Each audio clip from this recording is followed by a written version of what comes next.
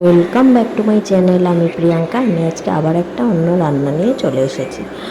তো দেখো, গুজরালি মাছ নিয়ে নিয়েছি আমি।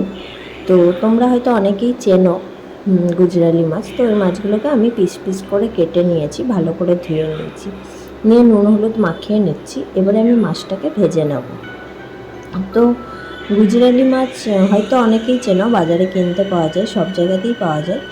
তো খেতে খুব টেস্ট হয়। আমি আজকে একদম কিন্তু পাতলা ঝোল করব। আলু নিয়ে নিয়েছি, বেগুন নিয়ে নিয়েছি, আর 3টে কাঁচা লঙ্কা নিয়ে নিয়েছি। আমি আজকে কিন্তু কাঁচা লঙ্কা দিয়েই রান্নাটা করব। সাদা তেল নিয়ে আমি মাছগুলোকে ভেজে নিচ্ছি। একটু লাল লাল করে ভেজে নেব। মাছগুলোকে ঢাকা দিয়ে দিয়ে ভেজে নিচ্ছি। এবারে আমি জিরে গুঁড়ো নিয়ে নিয়েছি।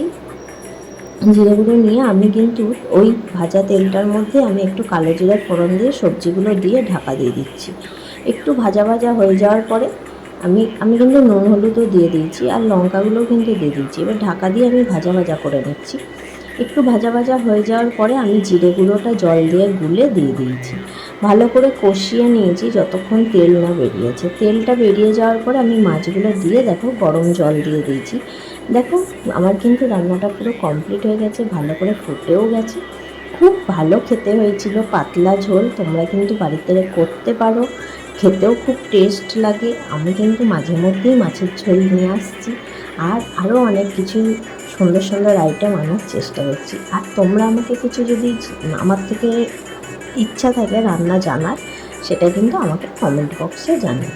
চলো, আজকের রান্নাটা তোমাদের কেমন লেগেছে আমাকে সবাই কমেন্ট বক্সে জানিও। আর আমার চ্যানেলটা একটা সাবস্ক্রাইব করে আমার পাশে থেকো, আর একটা লাইক কমেন্ট করে দিও। টাটা, সবাই ভালো থেকো।